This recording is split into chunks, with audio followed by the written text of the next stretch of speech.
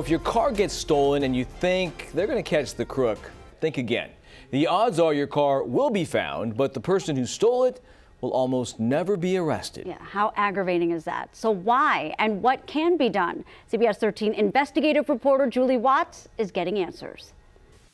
Yeah, guys, it looks like Sacramento PD may have at least a partial solution.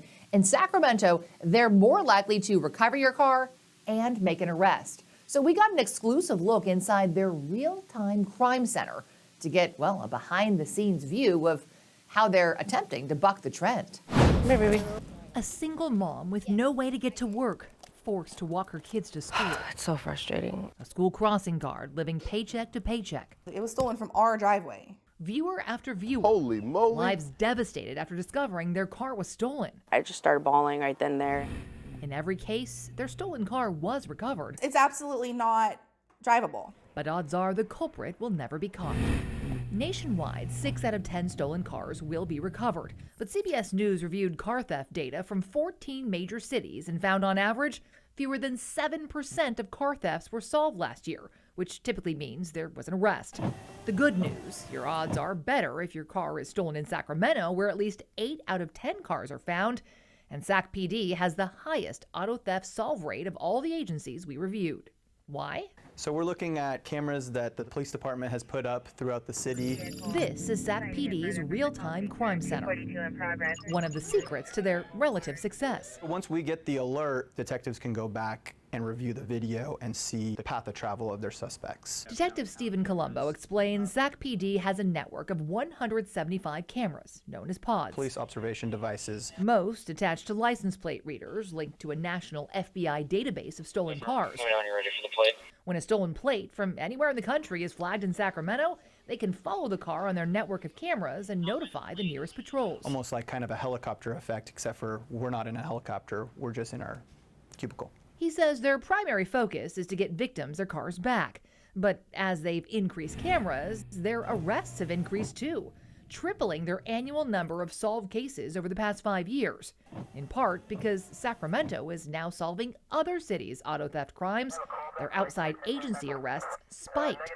Half the arrests this year were for cars reported stolen in other cities and states, flagged by Sac PD's cameras as they drove through. So all the cases are funneled through the auto theft unit. Officer Cody Tapley explains the crimes are not solved by cameras alone. Sac PD has a rare, dedicated auto theft unit with 2 detectives, an analyst, and sergeant. I think it's a very, very pivotal part of that puzzle as to where detectives can actually go and knock on doors, look for additional surveillance cameras, and pull footage from the real-time crime center to make an arrest. But even with all the cameras, the solve rate is just 13%. Why are you only arresting 13% of these car thieves? Yeah, so auto theft is a regional problem. He explains many cars stolen in Sacramento are driven out of the city or state, so they have to rely on other agencies which may have fewer resources.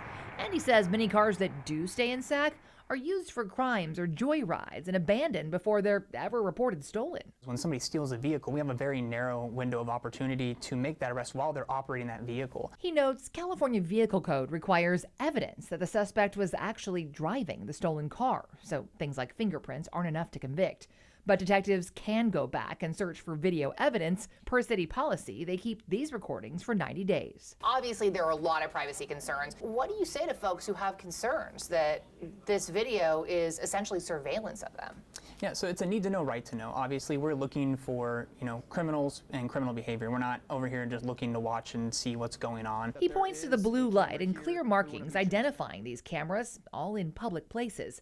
But privacy advocates also cite concerns about data sharing with other agencies. I've got 21 pages of agencies here, other agencies that have access to your information. So they don't have full free-range access to it. We're allowed to provide and give them the information that they request. He adds they only have sharing agreements with West Coast states. There must be a crime and case number associated with any request, and third parties don't have access to their cameras, just the license plate reader data. Oh, we're getting a detection right now. We are. Another concern?